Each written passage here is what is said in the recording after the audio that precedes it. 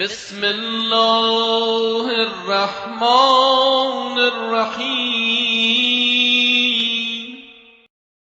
اللهم وفر فيه حظي من بركاته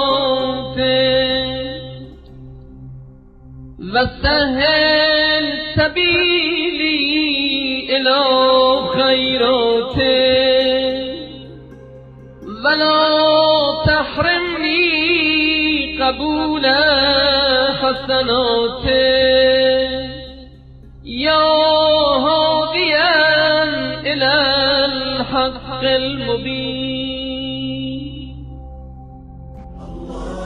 اللهم صل وسلم وزد وبارك على رسول